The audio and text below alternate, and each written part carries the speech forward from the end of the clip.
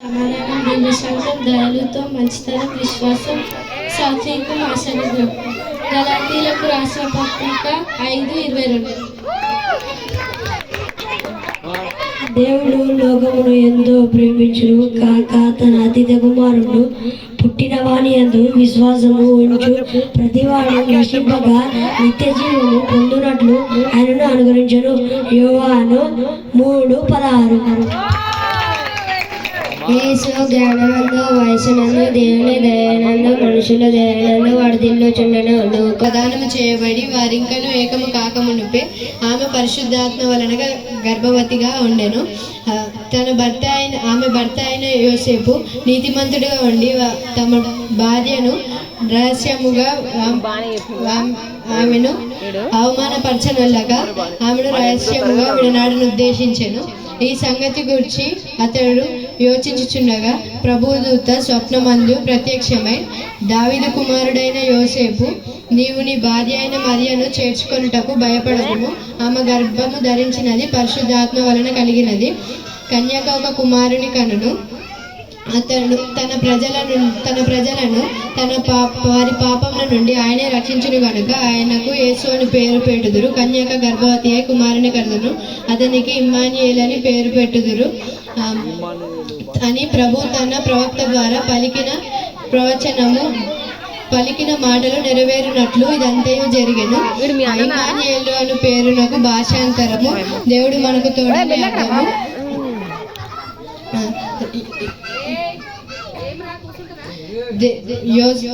యోసేపు నిద్ర మేలుకొని ప్రభు దూత తనకు ఆజ్ఞాపించిన ప్రకారము తన భార్యను చేర్చుకొని ఆమె కుమారుడి కను వరకు ఆమెను ఎరగకుండెను. ఆ కుమారుడికి యేసు అని పేరు పెట్టారు.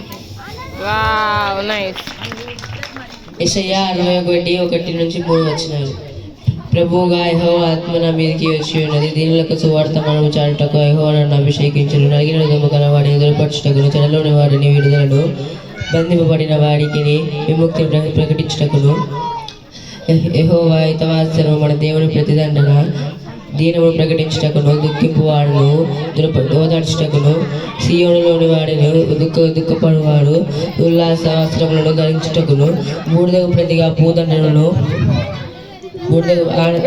దుఃఖముకు ప్రతిగా ఆనంద తైలమును, బడిబడతముగా ఆత్మకు ప్రతిగా స్తుతి వస్త్రమును వాడికి ధరించుటకును ఆయన నన్ను పంపి ఉన్నాడు. యెహోవా తన మహిమను పరుచుకున్నట్లు నీతి అను మస్తకి వృక్షమనియు యెహోవా నాటిన చెట్లని వారికి పేరు పెట్టబడును.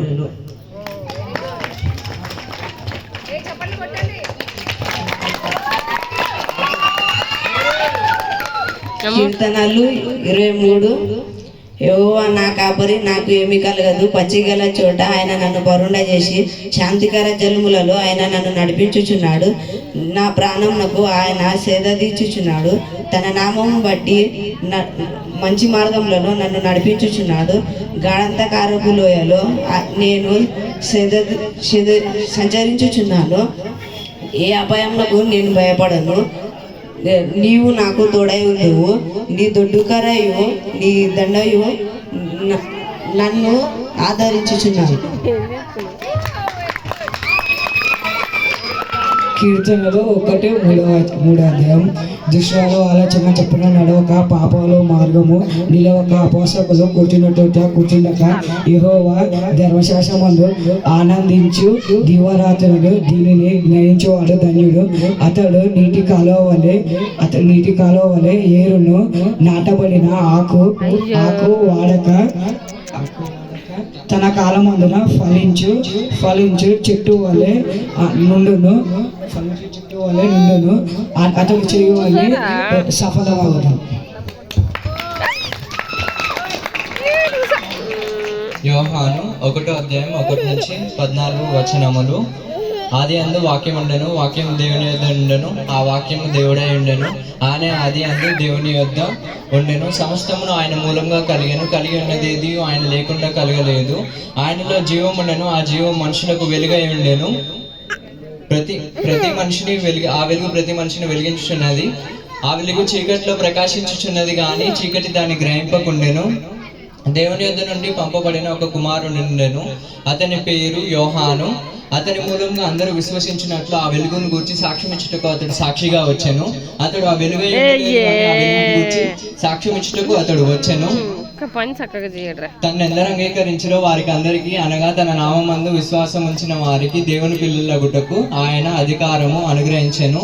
వారు దేవుని వలన పుట్టిన వారే కానీ రక్తం వలనను శరీరేచ్ఛ వలనను మనుషేచ్ఛన వలనను పుట్టిన వారు కారు. ఆ వాక్యము శరీరధారి కృపాసత్య సంపూర్ణునిగా మన మధ్య నివసించెను. తండ్రి వలన కలిగిన అద్వితీయ కుమారుని మహిమ వలె మనం ఆయన మహిమను కనుగొంటిమి. బాగా చెప్పిండ్రు.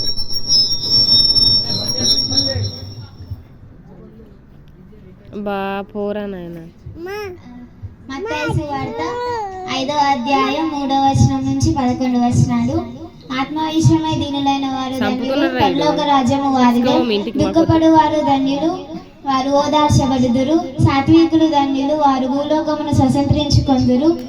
ఆకలి దప్పులు గలవారు ధన్యులు, వారు తృప్తిపరచబడుదురు. కనికరము గలవారు ధన్యులు, వారు కనికరము పొందుదురు. హృదయశుద్ధి గలవారు ధన్యులు, వారు దేవుని చూచెదరు. సమాధాన పరచువారు ధన్యులు, వారు దేవుని కుమారులనబడుదురు. నీతి కొరకు హింసింపబడువారు ధన్యులు, వారు